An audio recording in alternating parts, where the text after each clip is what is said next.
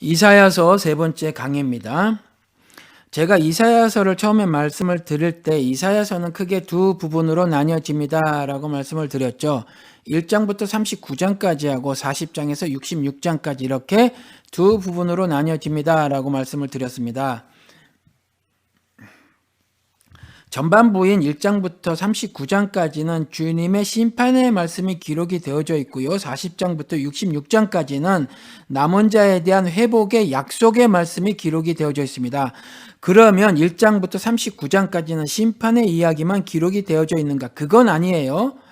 하나님의 남은 자에 대한 회복의 약속의 말씀 또한 기록이 되어져 있습니다. 그러니까 심판의 말씀과 회복의 말씀이 다 기록이 되어져 있죠. 그러니까 이사야서는 말이에요. 읽는데 일단 재미가 납니다.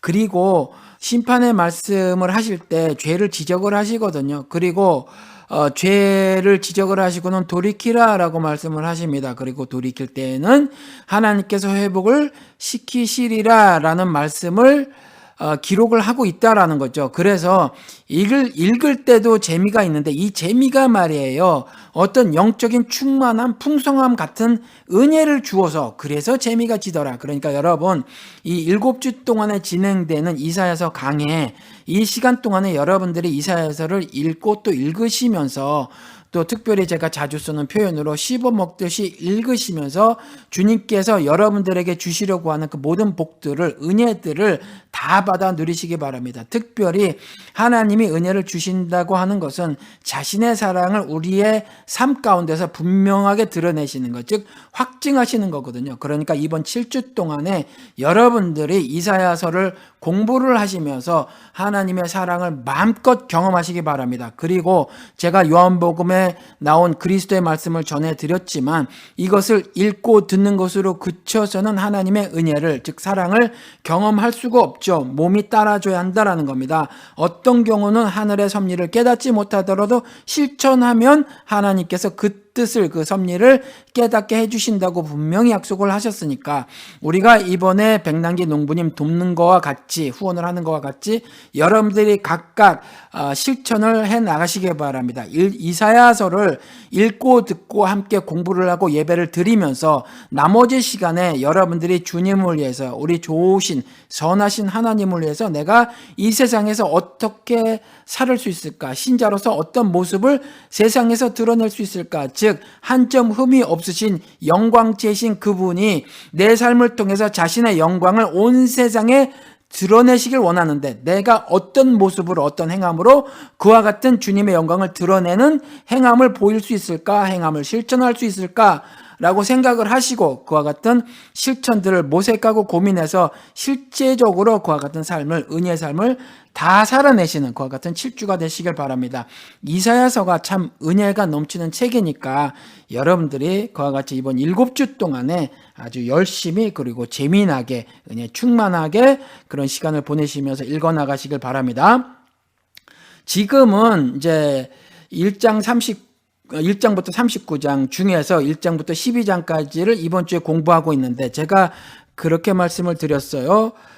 그러니까 장별 공부가 아니라 성경적 신학적 주제를 중심으로 해서 공부를 해나가겠다라고 말씀을 드렸죠. 오늘은 말이에요. 용서에 대해서 하나님께서 하시는 말씀을 좀 들어보도록 하겠습니다. 이사야를 통해서 말씀을 하시죠. 1장 1절에 하나님께서 이사야를 통해서 자신의 섭리를 드러내시는 것이다. 그래서 이상을 이사야에게 보여주셨다. 이렇게 말씀을 하셨으니까 이게 이사야서가 어떨 때 기도의 형태를 가지고 말을 하는 것이라 할지라도 그것은 온전하게 하나님의 영감을 가지고 기록한 이사야서기 때문에 그것은 이사야 개인의 말이 아니라 이것은 하나님께서 이사야 입을 통해서 우리들에게 들으라 하시는 말씀이라고 여러분들이 깨달으셔야 할 줄로 믿습니다. 우리 다 함께 먼저 기도 드리시도록 하겠습니다. 기도하시겠습니다. 하나님 아버지, 주님의 은혜와 사랑에 감사를 드립니다. 오늘도 주님의 백성들이 주님의 말씀을 사모하게 하시고 말씀을 통하여 주님의 뜻을 깨닫는 은혜를 주시옵소서. 주님께서 왜 유다를 비판하셨는지 우리로 하여금 깨닫게 하시고 그리고 우리에게는 그 유다의 모습이 없는지를 돌아보는 시간이 되게 하여 주시옵소서. 이 시간 주님의 율법으로 우리의 죄가 발각되길 원합니다. 그리고 성령님의 말할 수 없는 탄식으로 우리가 다시 주님 앞에 용서를 구하는 심정이 되기를 원합니다. 주님께서 하늘 사랑으로 우리의 마음을 다시 여시고 의의 길로 인도하여 주시기를 간절히 기도드립니다. 예수 그리스도 이름으로 기도드렸습니다. 아멘. 우리 주기도문이라고 하는 거 있지 않습니까? 사실은 주님께서 이렇게 기도하라라고 가르쳐 주신 제자들의 기도죠. 제자들이 그렇게 기도하는 거예요. 주님께서 가르쳐 주신 대로. 그 제자들의 기도를 보면 우리가 우리에게 죄 지은 자를 용서한 것 같이 우리의 죄를 용서해 주세요라고 기도해라라고 주님께서 가르쳐 주셨죠. 그 기도문을 보면. 그렇죠? 그리고 또 베드로가 주님께 나가서 여쭙습니다. 우리가 얼만큼 몇 번까지 용서를 해줘야 합니까? 라고 물어요. 그럴 때 주님께서 70번에 7번까지라도 해줘라 이렇게 말씀을 하시죠. 그러니까 용서라는 것은 횟수를 따질 문제가 아니다. 490번 우리가 곱하기를 할 줄 아니까 그렇게 나오지만 490번까지 해주고 491번째는 하지 마라라는 것이 아니죠. 7이라는 것은 완전수를 의미를 하니까. 그렇죠. 그러니까 용서라는 것은 횟수를 따질 문제의 것이 아니다. 그런 성질의 것이 아니다. 그저 무한정의 용서를 해줘야만 한다. 그 죄가 아무리 중할지라도 주홍빛 같을지라도 그리고 죄를 반복해서 질지라도 계속해서 용서를 해줘야 한다. 형제의 죄는 그렇게 용서를 해줘야 한다라고 말씀을 하시죠. 우리는 지금까지 그렇게 알아왔어요. 그것을 믿음으로 고백하고 그렇게 그 믿음을 실천하면서 살아왔다라는 거죠. 그런데 이사야서 2장 9절에 가서 보면 다른 말씀을 하고 계세요. 여러분들 이사야서 2장 9절 가서 보시도록 하겠습니다. 이사야서 2장 9절입니다. 제가 읽어 드리겠습니다. 이처럼 사람들이 천박해졌고 백성이 비굴해졌습니다. 그러니 그들을 용서하지 마십시오. 용서하지 마십시오. 용서하지 말랍니다. 이사야가 하느님께 우리 좋으신 주님께 기도를 하는데 사람들이 천박해졌다고 백성들이 비굴해졌다고 그들을 용서하지 마십시오. 이렇게 기도를 하네요. 여러분들 지금까지 여러분 주변에 있었던 어떤 죄를 진 사람들, 악을 행한 사람들, 불의를 저지른 사람들, 아니면 우리 공동체가 저지른 그런 일들에 대해서 용서하지 마십시오라고 주님께 기도해 보신 적이 있습니까? 여러분들 하지 않으셨다면 여러분들이 믿음을 실천하는 것 중에 적어도 한 가지는 하지 않고 살으신 거예요. 그리고 그 한 가지가 매우 중요한 부분이었더라라는 거죠. 오늘 이사야가 그렇게 말을 하지요. 사람들이 천박해졌고 비굴해졌어요. 그러니까 천박해지고 비굴해진 그 사람들을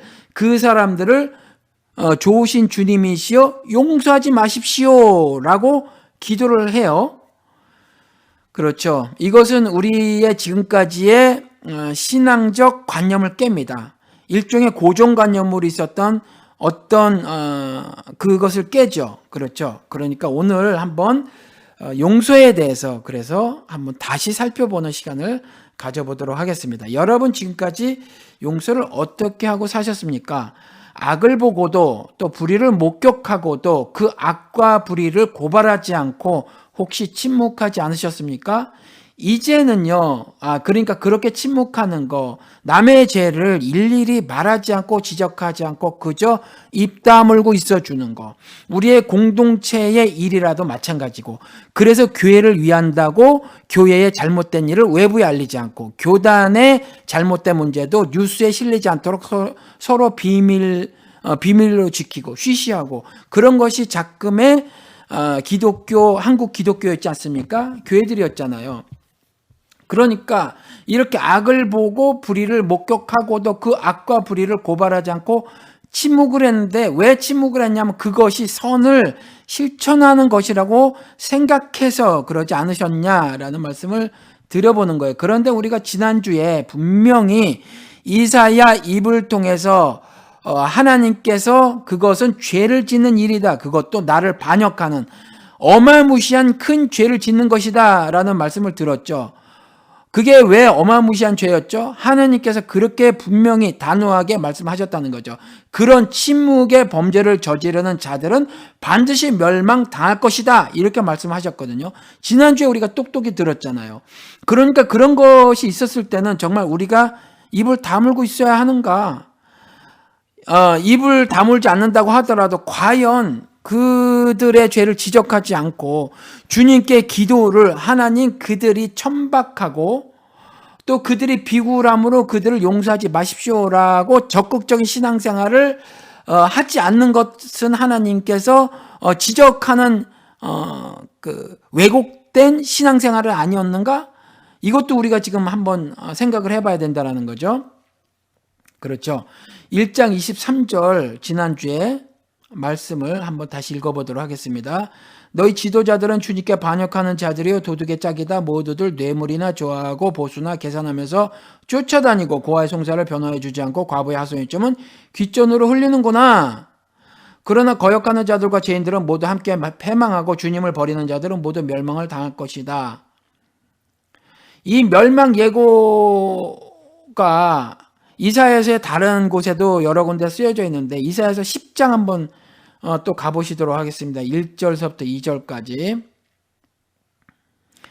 불의한 법을 공포하고 양민을 괴롭히는 법령을 제정하는 자들아 너희에게 재앙이 닥친다. 가난한 자들의 소송을 외면하고 불쌍한 나의 백성에게서 권리를 박탈하며 과부들을 노력하고 고아들을 약탈하였다. 그러니까 이와 같이 정치적, 사회적, 경제적, 종교적 권력을 가진 그들이 법을 만들고 법령을 제정하는데 이게 불의한 법이더라. 그래서 그들이 어떤 일을 저지르냐면 불쌍한 나의 백성에게서 권리를 박탈해버리고요. 그 다음에 과부들과 고아들을 노략하고 약탈하더라. 그래서 지난주에 1장에 나온 것처럼 고아의 송사를 변화해 주지도 않고 과부의 하소연 같은 것들은 귓전으로 흘려버리는 거죠. 그리고 나서 어떤 짓을 저질러요? 도둑의 짝이더라. 도둑으로 살아가는 거죠. 그저 돈 욕심에 눈이 멀어서 하는 거예요. 그러니까 이어서 모두들 뇌물이나 좋아하고 보수나 계산하면서 즉 상급이나 뭐 뒤따라오는 어떤 것들만 따라다니면서 그것이나 계산하면서 행동들이나 하고 그러더라라는 거죠. 그런데 이 자들이 누구예요? 지도자들. 그렇죠? 법을 만들고 법령을 제정하는 자들. 불의한 법을 공포하고 양민을 괴롭히는 법령을 제정하는 그 자리들인데 그렇죠? 그 자들을 고발하지 않고 침묵으로 그들을 그냥 보고만 있었던 그 다수의 사람들 있지 않습니까? 이스라엘. 그러니까 이사야 선지자를 통해서 유다와 예루살렘에게 하신 말씀이잖아요. 그런데 유다라고 하는 것은 그 다윗에게 해주신 그 언약 있지 않습니까? 다윗 언약이라고 하는 거, 네 나라가 영원히 견고하게 될 것이라고 하는 그 언약의 계승자로 유다 족속이 선택되어진단 말이에요. 그리고 예루살렘이라고 하는 것은 거룩한 도성을 상징하고 있죠. 그렇죠? 그러면 예루살렘과 유다에게 그와 같은 말씀을 하셨으면 나머지 족속 오죽하겠어요. 그러니까 나머지 이랬을 때에 이건 이스라엘 모두를 말을 하는 것이다 라고 우리가 충분히 추정할 수 있다는 거죠. 그래서 1장 28절에 말을 하기를 그러나 거역하는 자들과 죄인들은 모두 함께 패망하고 주님을 버리는 자들은 모두 멸망을 당할 것이다. 그러니까 이와 같은 행동을 하는 사람들을 그냥 두고만 보고 침묵으로 죄에 동조했던 그 사람들은 모두 주님을 버리는 자들이며 주님을 거역하는 자들이라고 규정을 하고 그들은 모두 멸망을 당할 것이다. 1장 28절 이렇게 기록을 하고 있다는 거예요. 조금 전에 어떤 분한테서 11조에 관한 문의가 와서 답변을 해드렸는데 그 말라기서도 마찬가지거든요. 말라기서에 가보면 제사장들이 말이에요. 제물을 드리는 상 있지 않습니까? 그걸 더럽혀요. 그래서 주님께서 말씀을 하시죠. 말라기 선지자를 통해서 내 상을 더럽히는도다 그랬더니 제사장들이 우리가 언제 주의 상을 더럽혔나이까 이렇게 따져 물어요. 그러면 그때 주의 상에 올려졌던 떡이 우리나라의 절편이나 아니면 가래떡처럼 끈적끈적해가지고 혹시 땅에 떨어지면 흙에 묻으니까 그렇다라는 것도 아니에요. 왜냐하면 그들의 빵은 마른 빵들이었었으니까. 그렇죠. 아니면 그들이 고의로 그 제물을 바칠 때 뭐 가래침을 뱉거나 일부러 막 크게 땅에 놓고 발로 좀 밟은 다음에 먼지를 입혀서 그 상에 올렸을 리는 만무하단 말이에요. 그러니까 하나님께서 말라기 선지자를 통해서 너희가 내 상을 더럽히는 도다라고 말씀을 하셨을 때는 그 제물을 드리는 마음이 더럽고 음란하더라라는 지적의 말씀이거든요. 그런데 그런 신앙적인 이해를 못하는 사람들은 그저 주님의 계명대로 난 제사를 드려라, 제물을 드리고 제사를 드려라, 희생 제사를 드려라 했으니까 그냥 그 행위만 하는 거예요. 하늘의 섭리를 모르는 거죠. 주님의 가슴 속에 있던 그 선한 뜻을 모르는 거예요. 그러니까 그와 같은 종교적 신념에 따른 행동만 하는 거죠. 그렇죠. 그리고 더 나아가서 짐승을 제물로 가져온 사람들이 있었어요. 그런데 그 중에서 나쁜 것들만 골라내는 거죠. 그래서 눈먼 것이나 병든 것들만 끄집어내서, 즉 경제적 가치가 떨어지는 것들을 제물로 삼아 드렸던 거죠. 그래서 그 말라기서를 보면 너희 제사장들아, 너희 제사장들아, 너희 제사장들아 하면서 제사장에게 대해서 경고의 말씀을 계속하세요. 그런데 3장에 가서 보면 그 제사장들의 행동을 외면하고 침묵으로 그들의 제사 행위를 두고만 봤던 이스라엘 다수에게 너희 모두는 멸망당할 것이다. 너희 죄로 인해서 멸망당할 것이다. 그러면 이스라엘 모두가 저지른 죄가 뭐죠? 그 제물을 태울 때 어디서 태워요? 마당에서. 그렇죠? 성전 마당에서 태운단 말이에요. 뭐 실내에서 태우는 것이 아니라 그 마당에서 태우는데, 그러면 그 성전 마당에 있었던 모든 이스라엘이 보았을 거란 말이에요. 어떤 그 제물을 잡는지, 어떤 염소를 잡는지, 어떤 양을 잡는지, 어떤 소를 잡는지 봤단 말이에요. 근데 눈먼 것이나 병든 것을 잡더라. 그러면 그 지도자들을 고발했었어야 옳아요.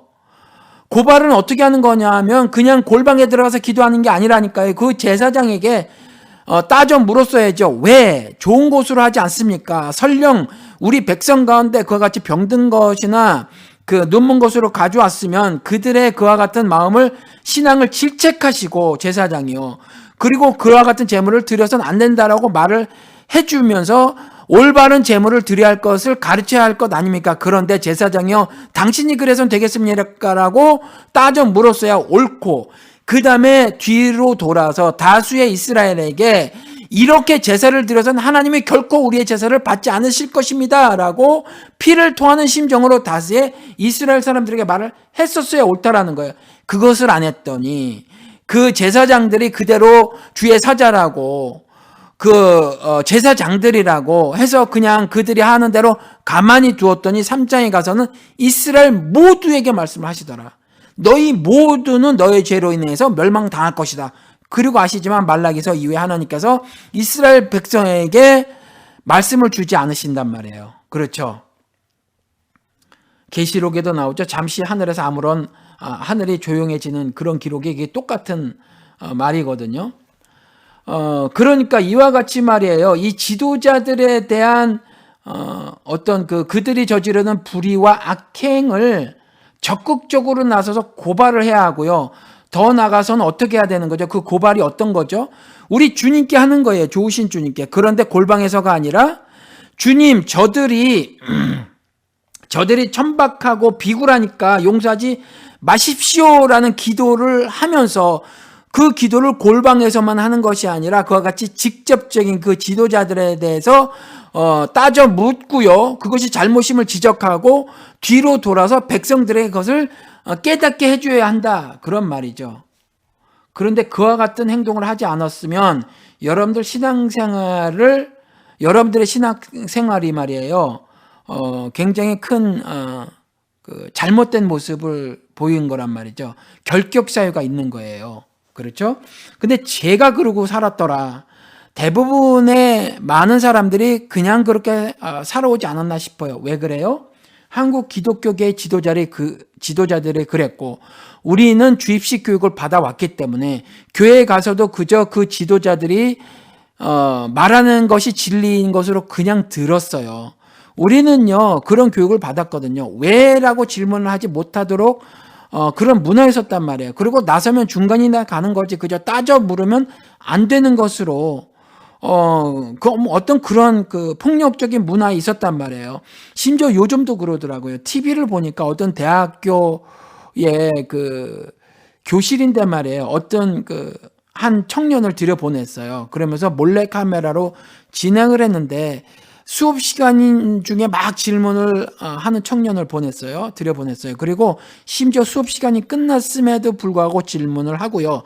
교수는 계속 대답을 하도록 그렇게 미리 각본을 짜고 시켰더니 모든 학생들이 그 학생을 이렇게 쳐다보는 겁니다. 그게 그 클래스의 유익한 행동으로 다수의 학생들이 인식을 해야 하는데 그게 아니라 굉장히 불편한 얼굴을 하고 그 그 청년을 쳐다보더라고요. 그 청년은 학생이 아니었어요. 학생처럼 행동을 했던 거죠. 그러니까 이런 문화 속에서 살았던 우리들이 교회에 갔었을 때 괜히 나서지 않고요. 질문하지 않고 그저 교회에서 지도자들이 떠드는 말이 진리인 것처럼 우리가 알아버렸다라는 거죠. 그런데 그 지도자들이 자신들이 주의 사자라고 말을 하면서 사자는 천사란 말이에요. 그렇죠. 사자라고 말을 하면서 하늘에 어떤 특별한 아주 그 영적 권세가 있는 것처럼 말을 했기 때문에 지금도 주의 종의 잘못은 그저 기도만 할 뿐이지 그것은 하나님께서 치리하실 것이니까 우리의 평신도들은 왈가왈부할 문제가 아니다라고 하는 것이 한국 기독교의 문화고 실태더라라는 거죠. 이것은 그런데 오늘 말씀을 통해서 보니까 이렇게 신앙생활하면 안 된다라는 거죠. 여러분들. 그런데 아마도 이런 기독교 윤리관은 말이에요. 말씀에 대한 오해가 한몫한 것 같기도 합니다. 예를 들면 로마서 12장 21절에 악에게 지지 말고 선으로 악을 이기십시오. 뭐 이런 거. 어떤 악을 저지르는 사람들, 불의를 행하는 사람들, 뭐 이런 사람들을 보았을 때 그들을 지적하기보다는 그저 그들의 죄를 감춰주고 숨겨주면서 그들이 죄로부터 돌이킬 것을 기도만 하는 거죠. 그렇죠. 그렇게만 하는 거. 그것을 선으로 악을 이기는 것으로 혹시 알고 있지 않은가 싶다라는 거죠. 그런데 이게 do not be overcome by evil but overcome evil with good 이렇게 돼 있거든요. 그러니까 좀 말씀을 드려보면 뭐냐면 악에 의해서 악에게 지배당하지 말고 선이 지배하게 하라 뭐 이런 말씀이에요. 이게 영어를 조금 의역을 하면 그래서 악에게 지지 말고 선으로 악을 이기십시오도 사실은 곰곰이 생각하면 뉘앙스가 아니라 이 말 뜻에 담긴 것을 충분히 이해하리라고 봐져요. 그래서 번역이 나쁘다라는 말씀은 아닙니다. 그러니까 내가 악에게 지배당하지 말게 하고 내가 속한 사회가 악에게 지배당하지 말게 하고 나나 내가 속한 사회가 선이 지배하게 하라 이런 말씀이라는 거죠. 이게 로마서 12장 21절의 말씀이. 또 베드로서 3장 9절에 가서 보면 악을 악으로 욕을 욕으로 갚지 말고 도리어 복을 빌라. 이것도 마찬가지로 실천 사항으로 내가 미시나나 유대인들처럼 미시나나 게마라나 이런 것들을 썼을 때 실천 강령으로 내가 뭐 구체적으로 글로 쓰지 않는다고 하더라도 내 마음판에 글을 쓸 때 그렇죠. 글을 쓸 때 말씀드린 것처럼 탈무드는 미시나의 일부분이에요. 그런 것처럼 그 율법주의적인 실천 행동 강령으로 내 마음판에 글을 쓴단 말이에요. 그러니까 악을 악으로 욕을 욕으로 갚지 말고 도리어 복을 빌라. 이것에 대한 실천 강령을 내가 어떻게 쓰냐면 율법주의적으로 어떻게 쓰냐면 악을 저지르는 사람을 보았어도 불의를 저지르는 사람을 보았어도 그 악과 불의를 고발하지 말고 그냥 복만 빌어줘라. 이렇게 할 수 있다는 거죠. 그런데 그게 아니라 이사야 선지자처럼 그냥 긍휼한 마음을 가지면 돼요. 그 사람에게 대해서. 그렇지만 기도는 그렇게 하는 거죠. 죄는 용서하지 마십시오. 이렇게 기도를 해야 한다라는 거예요. 그렇죠? 그 사람을 용서하지만 그 죄를 덮어줘서는 안 된다는 거죠. 죄를 덮어서는. 성경을 통해서 보면요. 하나님은 자신의 백성들에게 늘 시편 73편의 말씀을 보면 매일 징책을 하시는 걸 볼 수 있어요. 그리고 조금 더 나가서는 재앙을 부으시는 경우도 있어요. 어떤 경우는 그와 같이 형벌적 재앙을 내리시는 경우도 있더라. 그리고 그거보다도 더 나갔을 경우는 최종적 심판, 궁극적 심판을 하는 경우도 성경을 통해서 보면 보여요. 물심판, 홍수심판 있지 않습니까? 노아 시대에 그런 기록들이 보여요. 그러니까 죄에 대해서는 적어도 말로 책망을 하시거나 아니면 형벌을 가하시거나 아니면 최종적 심판을 하시는 것을 성경을 통해서 우리는 분명히 알 수 있더라. 물론 욥의 경우는요, 그것은 연단이에요. 그러니까 그와 같은 그가 받은 재앙, 환난은 형벌적 재앙이 아니라 연단이다라는 거죠. 그러면 우리가 한 가지 알 수 있는 게 있는데 뭐냐면 하느님께서 벌을 내리시는 거라면 우리가 그 형벌을 없이 하거나 아니면 줄일 수가 없어요. 이건 매우 중요한 교훈입니다. 즉 도그마죠. 교리죠. 하나님께서 벌을 내리시는 거라면 우리가 그 형벌을 없이 하거나 줄일 수 없다라는 거죠. TV를 제가 봤는데 어떤 어린아이가 자전거를 타다가 세워놓고 말이죠. 두세 아이가 빼죽한 목 같은 거로 주차되어 있는 차에다가 막 낙서를 하더라고요. 긁으면서. 그런데 그 카메라가 한국에는 차가 다 이렇게 있더라고요. 블랙박스가. 거기에 찍힌 거 보니까 아이들 그 카메라가 그 성능이 좋은 것 같아요. 아이들 얼굴이 이렇게 그 사진이 동영상 보니까 아주 선명하더라고요. 얼굴은 이렇게 희미하게 가렸는데 그래서 누군지가 그 동네 아이인 거 금세 발각이 되졌어요. 여러분, 이 어린 아이의 죄를 없는 것으로 하시겠습니까? 안 되잖아요. 그렇죠? 하나님을 모른다고 하는 사람들도 이걸 방송까지 내면서 이런 일은 하면 안 된다. 이건 잘못된 일이라고 고발을 하지 않습니까? 심지어 그게 어린아이가 저지른 일이라고 할지라도. 그렇죠. 그래서 다시는 같은 짓을 하지 않도록 따끔하게 혼을 내야 한다는 거죠. 그리고 만약 또 한다면 회초리까지 들어야 해요. 그렇죠? 뭐 또 다른 예를 들어보시자고요. 어떤 10대 아이가 본드를 들이마신다고 쳐요. 그리고 힘이 약한 아이들을 때리고 돈을 뺏는다고 쳐보십시다. 실제로 그런 일들이 지금 많이 벌어지잖아요. 한국에서 이런 아이들한테 그 왕따 당하고 매를 맞고 하다가 자살하는 일들이 막 뉴스에 나오고 하잖아요. 이게 실제 벌어지는 일이지 않습니까? 그런데 이 아이의 부모라면 이와 같이 본드 마시고 힘이 세다고 약한 아이들을 때리고 돈을 뺏고 하는 그 아이라면, 그 일진 아이의 부모라면 이 자녀를 어찌 하시겠습니까? 그렇죠? 가끔 보면 정말 못돼 먹은 아들 있잖아요. 그 아들을 경찰에 신고하는 부모들이 가끔 신문이나 잡지에 나기도 하죠. 근데 부모가 돼서 왜 그럴까요? 이유는 딱 하나예요. 사랑하니까. 사랑하니까 그런 거예요. 이 아이가 죄인으로 살고 싶게 하지 않으니까, 죄인으로 살게 할 수 없으니까 그러는 거거든요. 하나님도 동일하시다는 거죠. 하나님도 죄를 없이 하지는 않으세요. 결코 바늘을 훔친 죄라도 할지라도 그 죄를 없이 하지는 않으세요. 책망하신단 말이에요. 날마다 책망하시고 날마다 징책하시고, 그것도 그냥 연약해서 쓰러졌다고 할지라도, 그리고 몰라서 그랬다고 할지라도 그것은 반드시 징책하시더라. 책망하시더라. 그리고 더 나아가서 징계를 내리시더라. 재앙을 당하게도 하시더라. 하다 안 되면 도무지 돌이키지 않을 것이라고 판단이 서신다면 심판을 하시더라. 그렇죠? 부모가 아이를 경찰에 신고하는 마음도 돌이키기를 바라는 마음에서잖아요. 혹 일정 기간 격리가 될지 몰라요.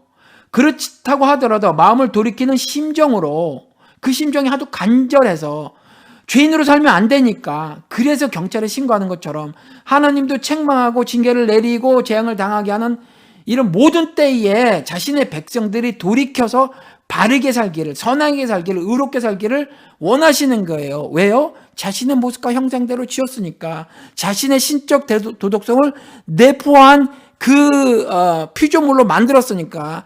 자신을 꼭 닮은 존재니까 사람이. 그러신 거란 말이에요.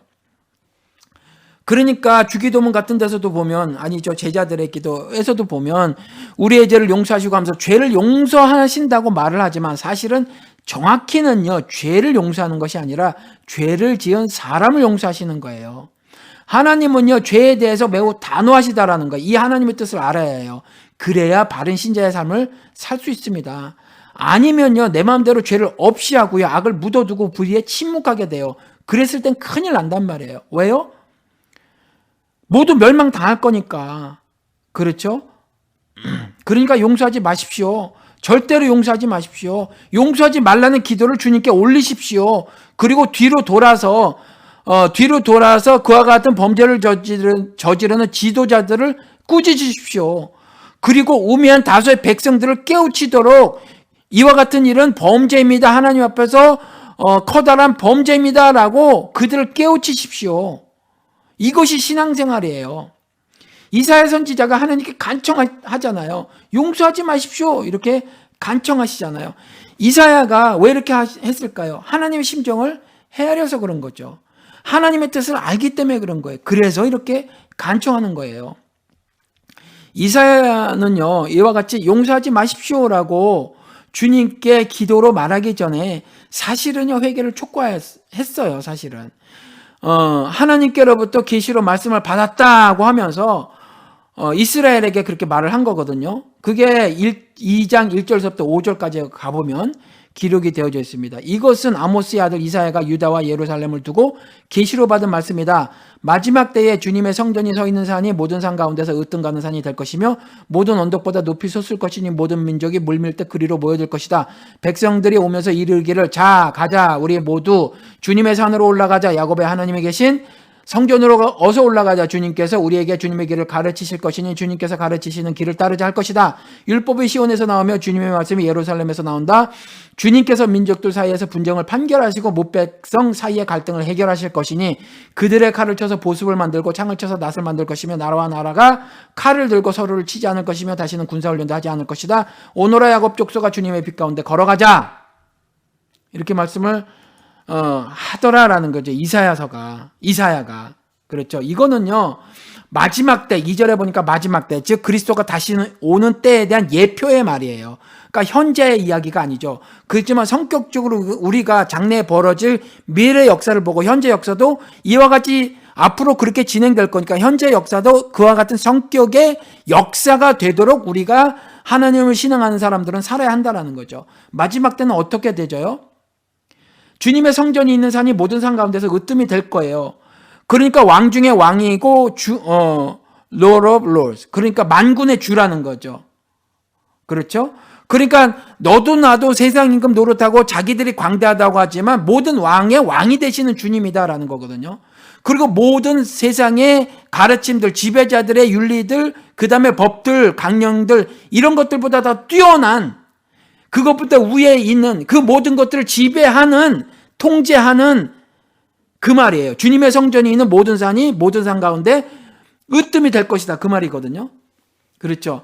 거기로 모든 민족이 물밀 때 그리로 모여들 것이다. 그러니까 세상 나라가 그리스도 나라가 될 것이다라고 하는 계시록의 선언적 말씀, 그 말씀을 이사야서 2장 2절에 이렇게 말씀해 놓고 계시는 거예요. 계속해서 3절 4절도 마찬가지거든요. 그래서 백성들이 이르기를 자 가자 우리 모두 주님의 산으로 올라가자. 야곱의 하나님이 계신 성전으로 올라가자. 이렇게 말을 하는 거예요. 그렇죠. 이게 마지막 때에 세상 나라가 그리스도 나라로 이와 같이 바뀔 것이다. 그래서 천상에서 great multitude, 다수의 수많은 무리가 하나님을 찬송하더라라는 것이 계시록에 나오잖아요. 말미에. 그렇죠. 이와 같은 일들이 막 벌어질 거라는 거거든요. 그래서 율법의 시온에서 나오며 이스라엘을 선택했어요. 이 하나님의 선택하심에 대해서 토를 달 수 없어요. 그렇죠. 로마서에 나온 것처럼 주님께서 하시는 일이 절대 권력자이신 만유의 주인이신 그분이 한 일에 대해서 피조물은 왈가왈부 말할 수 없음을 로마서에 분명히 짚고 있으니까 왜 이스라엘을 택했느냐, 그에게 주신 권세가 뭐냐, 왜 이렇게 불공평하냐, 우리는 말할 수 없습니다. 그렇지만 적어도 한 가지 우리가 알 수 있는 것은 불공평하지 않다라는 거죠. 그냥 그들을 통해서 온 족속을 사랑하시고 그들에게 끝까지 땅 끝까지 이르러 그 율법이 전달해지기를 원하시는 거예요. 하나님께서. 아무튼 이제 그런데 율법의 시온에서 나오며 주님의 말씀이 예루살렘에서 나온다. 주님께서 민족들 사이에서 분쟁을 판결하시고 이제 더 이상 분쟁도 없어질 거예요. 그러니까 뭇백성 사이의 갈등을 해결하실 것이니 평화의 시대가 도래할 거라는 거죠. 그렇죠. 그리스도의 나라는 평화의 나라라는 거죠. 그래서 그가 평화의 왕이죠. 평강의 왕. 그리고 그들의 칼을 쳐서 보습을 만들고 무슨 어떤 농기구죠. 보습을 만들고 창을 쳐서 낫을 만들 것이며 전쟁이 필요 없으니까. 그리고 나라와 나라가 칼을 들고 서로를 치지 않을 것이며 이런 일이 없을 거라는 거예요. 그렇죠. 이방신을 섬기는 족속이 없으니까 특별히 이제 가나안 땅을 정복하러 들어갈 일도 없다라는 거죠. 그저 성산으로 향해서 발걸음을 재촉하면 그만이에요. 바울처럼 자기 갈 길을 다 한다라고 했잖아요. 나의 갈 길을 가노라, 그런 것처럼. 그리고 다시는 군사훈련도 하지 않을 것이다. 당연하죠. 군사가 필요 없는데 무슨 군사훈련을 해요. 근데 이 말을 가지고 그 여호와 증인들은 군대를 가지 않죠. 군사훈련도 하지 말라고 했다고 해가지고 안 간단 말이죠. 그런데 이건 불의를 꺾는 도구로 또 일정 부분 사실은 군사 훈련이 필요할 수도 있어서 그래서 이건 그렇게 일괄적으로 적용을 하면 그렇게 해서 실천 강령으로 삼으면 안 될 거라고 저는 개인적으로 믿습니다. 그리고 5절에 오노라 야곱 족속아 언약 백성들아 주님의 빛 가운데 걸어가자 이렇게 말을 하고 있어요. 그런데 1차 수신자가 누구예요? 이스라엘이잖아요. 그렇죠? 예루살렘이잖아요. 유다잖아요. 1차 수신자들에게 이와 같은 말씀을 하고 있는 거예요.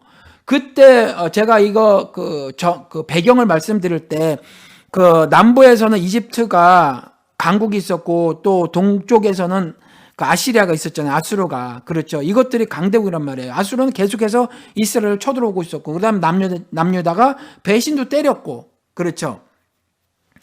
그래서 아무튼 이와 같은 그 일들이 있었을 때 도덕적으로 종교적으로 신앙적으로 엄청난 타락한 모습을 보였는데 빛 가운데로 걸어가자라고 그들에게 말한 거예요. 그리고 이 말씀을 우리는 현대를 2015년 사는 우리들은요 어떻게 해야죠? 현대를 살아가는 우리들도 정말 굉장히 그때와는 다른 아수르는 우리 옆에 없어요. 그렇죠. 이집트도 없어요. 그렇지만 또 다른 어떤 불의의 이방 세력이 있단 말이에요. 우리의 신앙을 저당 잡으려고 하는. 그렇죠. 그러한 세력들이 있어요. 이 세력들 사이에 둘러싸여 있다고 하더라도 즉 어둠의 세상 속에 육신이 결박되어져 산다고 할지라도 야곱 족속아 주님의 빛 가운데로 걸어가자라는 말씀을 우리가 들어야 한단 말이에요. 이사야 입을 통해서 우리에게 지금 그걸 전달해 주시는 거예요. 그리고 그 말씀 전에 하나님께서 이와 같이 약속을 해주시잖아요. 그리스도 나라에 대한 도래, 그 말씀을 해주시잖아요. 평화의 세계에 대한 도래, 그 언약의 말씀을 해주시잖아요. 그렇죠. 그러니까 이 말씀을 우리가 명심하고 살아가시자고요. 이렇게 말씀하셔요. 이사야 선지자 입을 통해서 오노라 야곱 족속아 주님의 빛 가운데로 걸어가자. 오노라 야곱 족속아 약속의 후손들아 주님의 빛 가운데서 걸어가자. 이렇게 말씀하신단 말이에요. 현대를 살아가는 우리들은 이와 같이 장래에 대한 소망을 품고 이 땅에서 아무리 좁은 길로 가는 형국의 삶을 살지라도 이 소망을 꼭 붙들고 살아가야 한다라는 거죠. 그래서 제가 믿음과 소망과 사랑 이것이 분리될 수 있는 개념이 아니다. 어느 하나만 취하고 하나는 버릴 수 있는 것이 아니라 어느 하나가 다른 것들과 불가분의 관계가 있어서 믿음이 있으면 소망이 있고 소망이 있으면 사랑이 있다는 거죠. 아무거나 먼저 해도 상관이 없어요. 믿음이 있으면 당연히 사랑이 있고요. 사랑이기 때문에 믿음이 발생하는 거란 말이에요. 지난주도 말씀을 드린 것처럼 믿음 없는 건 사랑이 없는 거예요.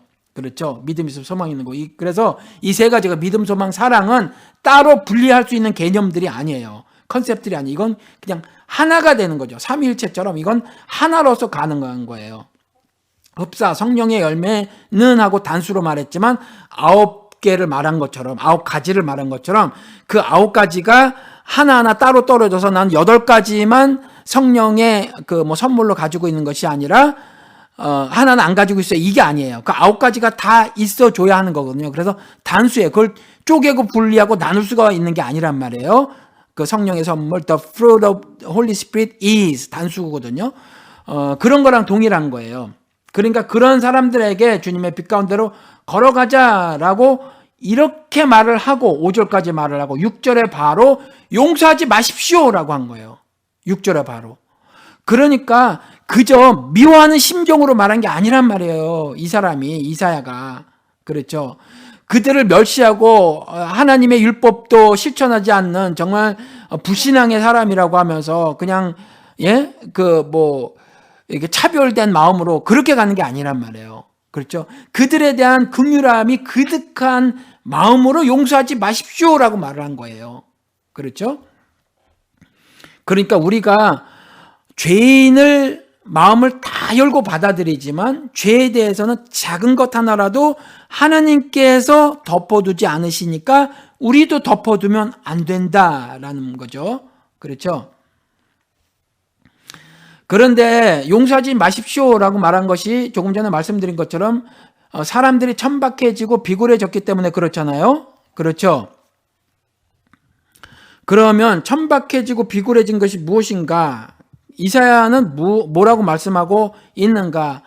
하나님께서는 이사야의 입을 통해서 무엇이 천박하고 무엇이 비굴해진 것인가를 한번 살펴보도록 하겠습니다. 6절부터 8절까지인데 2장이요. 제가 읽어드릴게요. 주님께서는 주님의 백성 야곱 족속을 버리셨습니다. 그들에게는 동방의 미신이 가득합니다. 그들은 블레셋 사람처럼 점을 치며 이방 사람의 자손과 손을 잡고 언약을 맺었습니다. 그들의 땅에는 은과 금이 가득하고 보화가 셀 수 없이 많습니다. 그들의 땅에는 군마가 가득하고 병거도 셀 수 없이 많습니다. 그들의 땅에는 우상들로 꽉 차 있고 그들은 제 손으로 만든 것과 제 손가락으로 만든 것에 꿇어 엎드립니다. 이렇게 되어져 있죠. 이렇게 사는 게 천박해지고 비굴해지는 거예요. 그렇죠? 블레셋 사람처럼 점을 치고 사는 거죠. 점을 치고 사는 거예요. 그리고 언약을 하나님과 맺지 않고 이방 사람의 자손과 맺는 거예요. 그러니까 이방 사람의 자손과 맺는다는 것은 이방 사람이 추구하는 것과 맺는 거죠. 그들이 추구하는 것 중에는 말 못하는 우상도 있을 것이고 이방 사람들이 추구하고 있는 어떤 다른 것들이 있겠죠. 그들이 소중히 여기는 그들이 절대적인 가치가 있다고 생각하는 그것들과 언약을 맺더라라는 거죠. 그래서 그들의 땅에는 뭐가 많아요? 은금이. 그렇게 살다 보니까 은금이 많아요. 보화가 셀 수 없이 많습니다. 어떻게 많아져요? 그것을 돌같이 않으면 많아질 수 있나요? 그렇지 않죠. 그것들을 욕심내니까, 즉 하나님과 절대로 겸해서 설킬 수 없는 것에 욕심을 내니까 그것들이 그득해진 거거든요. 물론 욕심낸다고 다 그득하게 될 수는 없지만 그들의 땅이 그것으로 가득 찼어요. 왜요? 하나님과 언약을 맺고 사는 것이 아니라 이방신과 언약을 맺고 사니까. 그렇죠? 이방신들이 대개가 다 그랬단 말이에요. 그렇죠? 바알과 아세라로 상징되는 무슨 다산의 신이라고 하고 하면서 여신이라고 하면서 아니면 번영을 가져다 주고 또 그 농사를 지었을 때 풍요 그걸 뭐라 그러죠? 농사를 졌을 때 풍년이 들게 해준다고 하는 거, 풍요의 신이라고, 되게 다 그런 것들이거든요. 육신의 넉넉함, 풍족함을 가져다 줄 것이라는 것들이 대개가 말 못하는 이방 신들이었단 말이에요. 그렇죠? 그러니까 이방의 자손들과 손을 맺고 언약을 맺은 것은 바로 그러한 의미라는 거죠. 그러다 보니까 그렇게 은과 금이 가득하고 보화가 셀 수 없이 많아졌죠. 그리고 그들의 땅에는 군마가 가득하고 병거가 셀 수 없이 많습니다. 이렇게 세상으로부터의 권세를 들어치려고 하고 들어쥐으려고 하고, 그래서 시편에도 나왔지만 그 입이 하늘에 두루 돌아다니고 그 혀가 땅에 두루 돌아다니는 그와 같은 권력을 추구했고, 그래서 그 권력을 쥔 모습을 말을 하는 거죠. 그리고 그걸 가지고 이웃 국가들, 이웃 민족들을 쳐들어가는 거예요. 정복 전쟁을 펴고 말이죠. 그러한 일들을 벌이더라라는 거예요. 물론 유다는 꼭 그렇지는 않았지만 아무튼 이제 그들과 언약을 맺은 이방 민족들이 그랬고요. 그들과 언약을 맺었으니까 동일한 범죄를 저지른 거로 주님께서 말씀하시더라는 거죠. 그래서 그들의 땅은 우상들로 꽉 차 있고 제 손으로 만든 것과 제 손가락으로 만든 그 말 못하는 것들에게 꿇어 엎드리더라, 그들을 숭배하더라라는 거거든요. 그러니까 점을 치는 것, 이방 사람들과 언약을 맺는 것, 은과 금을 모으는 것으로 삶을 사는 것, 사회를 꾸려나가는 것, 군마와 병거를 모아 권력을 누리는 것, 하나님 없이 내가 세력 구축해서 독립선언해서 살아보겠다고 하는 것, 이런 것들이 천박하고 비굴한 것이다 라고 지적을 하시더라는 거죠. 주님께서 이사야를 통해서 우상들로 그래서 꽉 차 있고 결국은 제 손으로 만든 것에 꿇어 엎드려 사는 거죠. 그렇죠. 그것들에 함몰되어져서 산다, 그 말이에요. 꿇어 엎드려 산다라는 거는. 한국에는요, 신사참배라는 치욕적 과거가 있었죠. 신사참배가 뭐예요? 신사에는 신토이즘이라는 일본 원시 종교가 있죠. 그리고 전범들을 합사해 놓았단 말이에요. 그걸 참배하는 거예요. 그 신사참배를 조선 기독교 목사들과 전도사들이 적극적으로 한 사람들이 있어요. 그리고 비판 없이 따랐던 다수의 무지한 백성들이 있었더라. 기독교인 백성들. 일본 기독교는요, 일본 총독부하고 일본 기독교는 조선 기독교인들에게 신사참배는 종교행위가 아니라 국가 제의라고 그렇게 거짓말을 했어요. 그리고 조선 기독교 지도자들은 앵무사처럼 이 말을 따라 했고요. 그래서 다수의 기독교인들이 신사참배를 하도록 유도했습니다. 예배 시간에 했어요. 예배 시간에. 그렇죠. 다수의 그 조선인 기독교인들은 아무런 비판을 하지 않은 채 따라 했습니다. 이런 조선 기독교인들이 왜 신사참배를 했냐고요? 무식해서 그래요. 지식이 없어서. 그렇죠? 그게 이사야서 5장 13절에 가서 보면 이렇게 지적을 하고 계세요. 그러므로 나의 백성은 지식이 없어서 포로가 될 것이요. 지식이 없어서 그런 거예요. 왜 하나님을 반역해요? 왜 하나님의 말씀을 깨닫지 못해요? 왜 하나님의 영광을 사모하지 않고 세상의 영광을 따라 살아가요? 그것을 자꾸 조치려고 살아가요? 지식이 없어서, 말씀을 깨닫지 못해서. 그래서 하나님의 언약을 계승하는 족속으로 선택이 되었다고 하더라도 그럼에도 불구하고 제사는 그와 같이 더럽게 드리는 거고요. 제물은 그렇게 더러운 제물을 드리는 거고요. 많은 기도를 해도 하나님께서 절대로 들으지 않으실 기도만 하는 거고요. 그렇죠. 그렇게 사는 거예요. 지식이 없으니까, 무지하니까. 이 무지하다는 말씀은 구약에 주님께서 얼마나 많이 지적을 하셨는지 몰라요. 그게 5장 13절에 그러므로 나의 백성은 지식이 없어서 포로가 될 것이요라고 기록을 해놓고 있는데, 지식이 없는 이유가 뭐냐면 그 한 절 바로 전에 12절에는 이렇게 해놓고 있어요. 주님께서 하시는 일에는 관심이 없고 주님께서 손수 이루시는 일도 거들떠 보지 않는다. 실제로 주님이 하시는 일에 관심이 없대요. 주님은요, 성경은요, 저는 개인적으로 이렇게 말을 해요. 성경은 하느님께서, 신께서 자신을 소개하는 책이다. 전 이렇게 정의를 내립니다. 그리고 자신을 어떻게 소개하는가? 인류 역사 한복판에서 자신이 일을 하심으로 자신을 나타내신다, 계시하신다. 저는 이렇게 말을 하거든요. 그러니까 주님께서 하시는 일은 주님께서 자신이 그렇게 하심으로 자신을 계시하시는 거거든요. 그러니까 주님께서 하시는 일에 관심이 없다라고 하는 것은 주님이 스스로 자신을 계시하시는 것에도 관심이 없다, 그 말이에요. 그러니까 주님께서 하시는 일에 관심이 없고 주님께서 손수 이루시는 일에 거들떠 보지를 않는다. 그래서 무지해지는 거예요. 관심이 없는 거죠. 성경에 관심이 없어요. 그리고 주님의 뜻을 실천하는 것에 관심이 없어요. 그렇죠. 그러니까 이사야서 56장 10절에 가보면 그 지도자들 있지 않습니까? 그 지도자들을 뭐라고 말을 해놓고 있냐면 그 파수꾼들은 소경이요, 다 무지하며 벙어리 개라, 능히 짓지 못하며 다 꿈꾸는 자요, 누운 자요, 잠자기를 좋아하는 자니. 이사야서 56장 10절에 이렇게 말씀을 해놓고 계세요. 파수꾼이 소경이랍니다. 파수꾼이 봐야 할 거 아니에요. 이리가 양의 탈을 쓰고 오는 걸 보아야 하잖아요. 그걸 봐야 하는데 이리가 양의 탈을 썼다고 일인 줄 몰라보는 거죠. 그래서 소경인 거예요. 그렇죠? 말씀에 대해서 전혀 깨닫지를 못하는 거죠. 리더가 못 깨달았는데 뭇백성이 깨달을 수 있겠어요? 당연히 못 깨닫죠. 그리고 파수꾼이 벙어리 개라, 짖어줘야 하잖아요. 양의 탈을 쓴 이리가 양을 잡아먹으려고 오면, 그렇죠? 그러면 즉 다시 말씀을 드려서 악의 창궐과 불의를 눈을 뜨고 보았으면 그것에 대해서 고발을 해야 되는데 벙어리 개처럼 살더라. 그러면 안 된다라고 말씀하고 있는 거예요. 56장 10절에.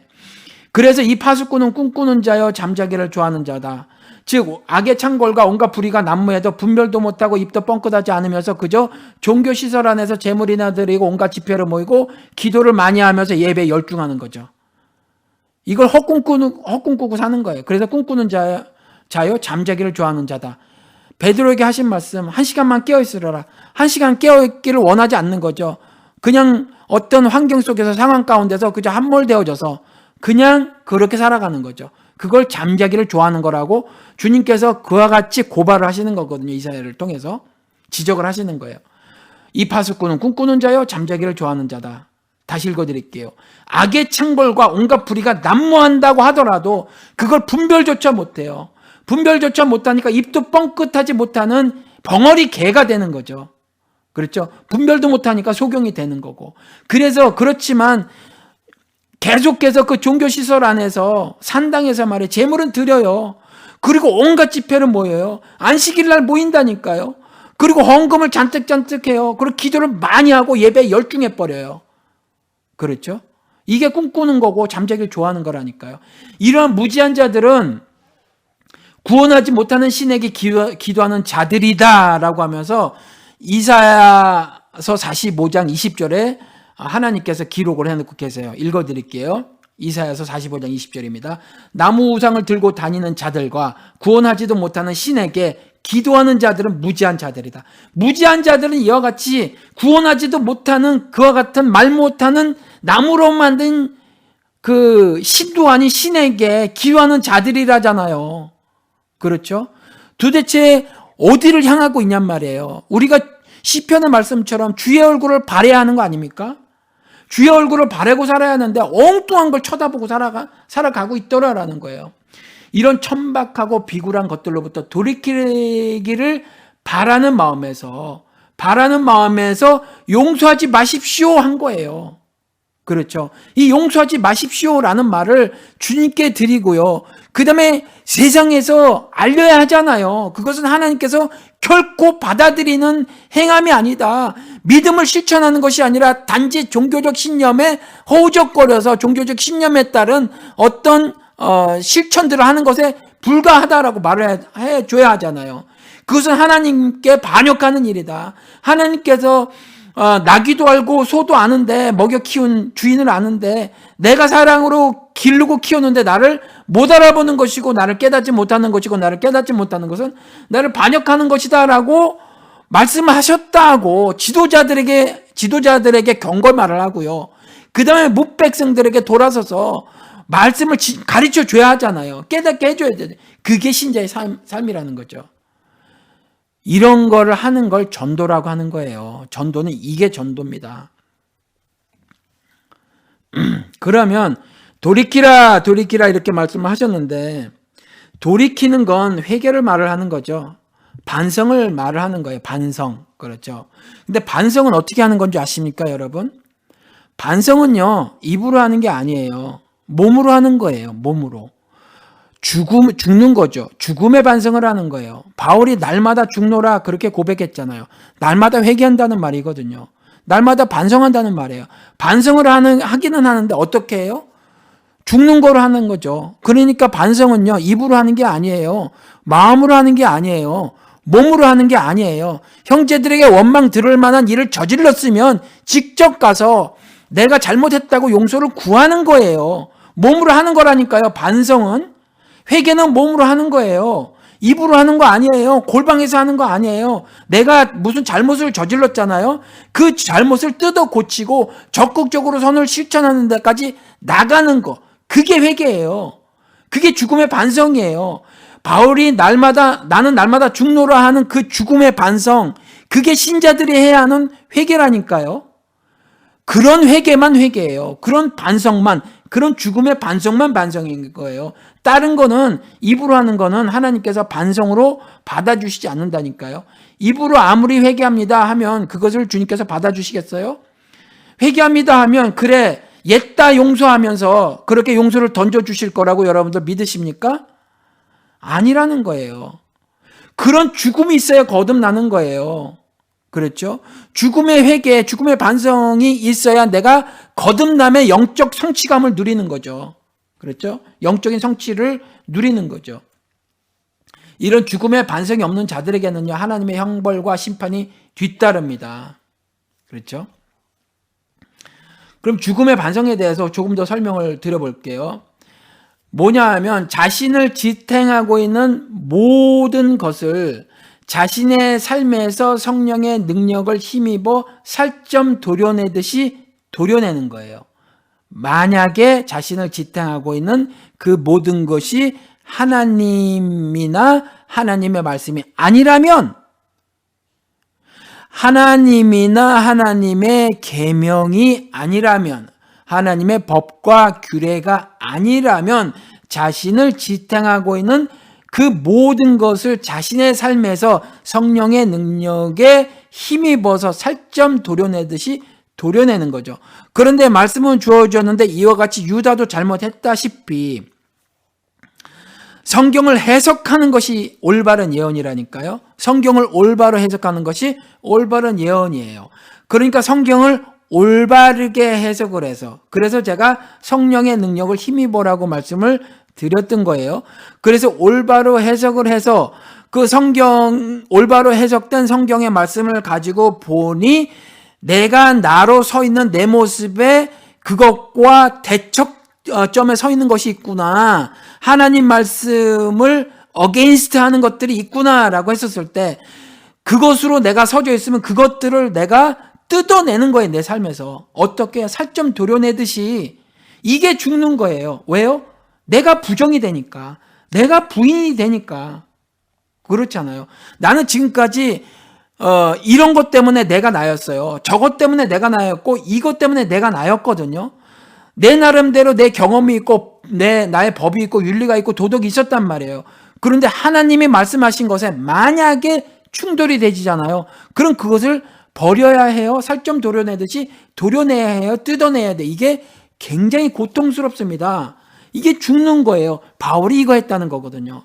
너무 힘들어서 하지 못했을 때는 어떻게 했냐면 아직 사건화가 되지 않은 마음속에서 있었던 것, 그렇지만 마음속에서 사건화가 되지 않았지만 마음속에서 발생한 것까지라도 사망으로 이끌고 가는 죄의 법이라고 규정을 내리고 탄식했더라. 그저 탄식했더라. 나도 어쩌지 못하겠습니다 하나님이라고 했더니 어떻게 해요? 생명의 성령의 법이 나를 죄와 사망의 법에서 해방하였다라고 로마서 8장에 고백하잖아요. 그러니까 어떤 경우는요, 여러분이 힘들어요. 그러니까 이제는 어느 정도 이렇게 신앙생활을 하시고 말씀이 많이 그 삶에 이식이 되신 분들, 삶의 그 몸에 이렇게 이식이 되신 분들은 뭐 간단한 것들은 스스로도 이겨 나가시죠. 물론 그것도 여전히 성령의 인도하심이 있어야 하지만은, 그런데 정말 힘들고 어려운 때가 많이 있단 말이에요. 그럴 때는 내가 내 스스로 안 돼요. 그러니까 이와 같이 탄식함으로 성령님의 도우심을 간절히 바라면 그 탄식함만 가지고도 성령 하나님께서 능력을 베푸시어 우리로 하여금 그 죽음으로 이끌고 가는 죄와 사망의 법에서 우리를 해방하시더라라는 거예요. 그게 신의 원리입니다. 자신의 백성을 인도해 나가는. 그렇죠. 그러니까 여러분들이 바울처럼 나는 날마다 죽노라 라는 고백을 하셔야 됩니다. 그러니까 바울이 그 고백을 했을 땐 뭐였었냐면, 바울이 그랬잖아요. 나는 유대인 중에 유대인이라고. 그러니까 이와 같은 선민의식도 배설물이고, 10살 때부터 대학에 입학해서 배운 성경 지식도 배설물이고, 산헤드린 공회원이라고 하는 사회적 지위도 배설물이고, 풍부에 처했을 때 고개를 쳐들었던 오만함도 배설물이고, 가난에 처해졌을 때 나는 청렴하다고 스스로 위안했던 것도 배설물이고, 다 배설물이라고 했는 거예요. 그걸 배설물로 깨닫게 되는 거죠. 하나님의 법과 규례를 가지고, 율법을 가지고 깨달은 거, 이전에 깨닫지 못했어요. 근데 그걸 깨닫고 나서 그게 다 배설물이다, 똥이다 하고 나서 오직 그리스도를 위한 것만 가치 있고 소중하다. 그래서 차라리 그리스도를 위하여 죽는 것도 유익하더라. 죽는 게 만약에 그리스도를 위한 것이면 그것이 내게 유익하노라 라고 갈라디아서에 고백을 하고 있잖아요. 그렇죠. 이 바울과 같은 이런 것을 우리가 그냥 조금 시쳇말로 말이죠. 영빨이라는 겁니다. 영빨. 무당들은 영빨이 있는데 우리 기독교인들은 참 영빨 없어요. 이 영빨을 세상에 보여주는 거예요. 다시 말씀을 드려서 하나님께서 한 점 흠이 없으신 그 영광을 나를 통해서, 그리고 여러분들을 통해서, 그리고 교회라는 공동체를 통해서 어둠의 세상에 빛으로 나타내시는 거거든요. 그것이 자신을 계시하는 거예요. 그렇죠? 그게 영빨 있는 삶을 사는 거라니까요. 알아듣기 쉽게 말씀을 드리면. 그렇죠? 근데 무당들은 영빨이 있는데 정말 기독교인들은 영빨이 참 없어 보이더라라는 거예요. 우리가 정말 착각하는 게 뭔지 아십니까? 하나님의 말씀을 읽고 들은 이후에 지키는 행함을 하면서 주님을 위한 것이 아니라 자신을 위한 것이면 그것이 자신의 종교적 신념을 실천한 것이 된다는 걸 몰라요. 그렇죠?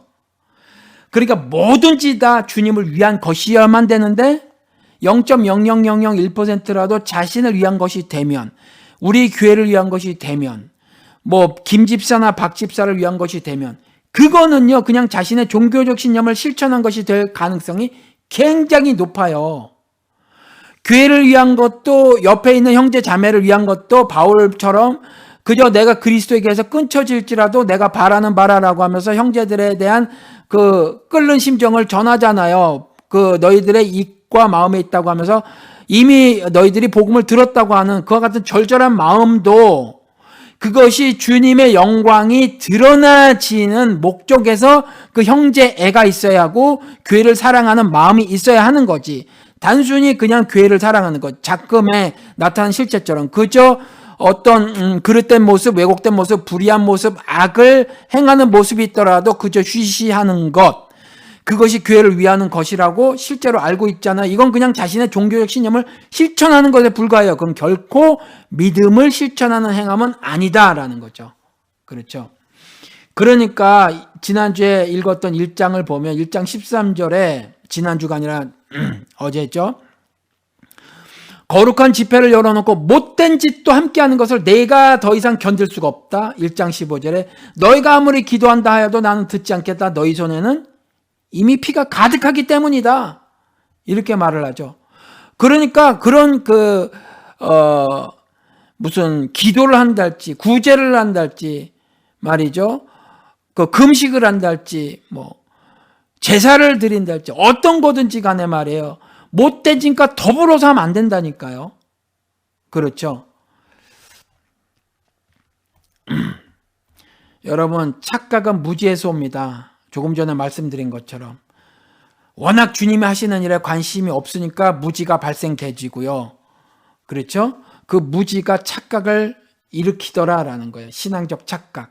이런 신앙적 착각에 빠져 있으면요. 그것이 율법을 통해서 하나님의 말씀을 통해서 발견이 되지면 오늘 제가 처음에 기도한 것처럼 율법을 통해서 우리의 죄가 발각되게 하여 주시옵소서라는 제가 기도를 드렸지 않습니까? 그런 것처럼요. 신앙적 착각에 빠져 있는 것이 여러분들이 발견이 되면 여러분들은 무릎 꿇고 주님께 이렇게 기도하십시오. 주여 나를 용서하지 마십시오 라는 기도를 드리시기 바랍니다. 그리고 더 나아가서 우리 공동체에서 이런 신앙적 오류가 보이면 주여 우리 공동체를 용서하지 마십시오 라고 기도하시기 바랍니다. 특별히 가난한 자를 압제하고 힘없는 자를 억압하는 지도자들을 보면 그들에게 그 죄를 고발하고요. 침묵으로 동조하는 어리석음을 보여서는 절대로 안 되거든요. 이들을 보고 왜냐하면 이와 같이 어리석은 거, 무지한 거는요. 전도서를 보면 악한 것은 어리석다고 했어요. 어리석은 이유는 악하기 때문에 그래요. 그리고 그 어리석은 것은 미친 거라고 말을 해놓고 있거든요. 전도서에.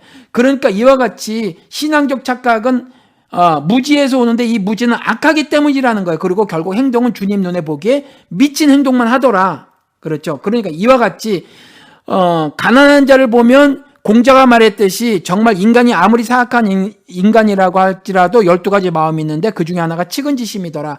그 가난한 자를 보면 측은지심이 들게 마련인데 그 가난한 자를 압제할 정도면 양심의 화인이 맞았다는 거거든요.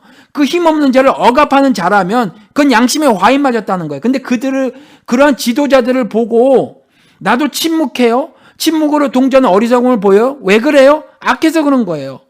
그러면 어떻게 해야 돼요? 용서하지 마십시오. 나를 용서하지 마십시오. 우리의 공동체를 용서하지 마십시오. 저 지도자들을 용서하지 마십시오. 침묵으로 동조하는 저 백성들을 용서하지 마십시오. 라고 하고 살아야 한다라는 말씀입니다. 여러분들 오늘 용서에 대해서 말씀을 전해드렸습니다. 혹여 여러분들이 용서에 대해서 지금까지 알고 있었던 것과 다른 점들이 있으면 여러분들이 참고하시고 앞으로 신앙생활을 성령의 힘을 입어서 여러분들이 개선해 나가서 하늘 복을 다 누리시고 섭리를 잘 깨달으면서 이 땅에 살아도 그래서 육신이 연약해서 세상에 결박되어져 살더라도 하늘이 주시는 모든 은혜와 사랑을 다 누리시며 사는 여러분 되시기를 주님의 이름으로 축원을 드립니다.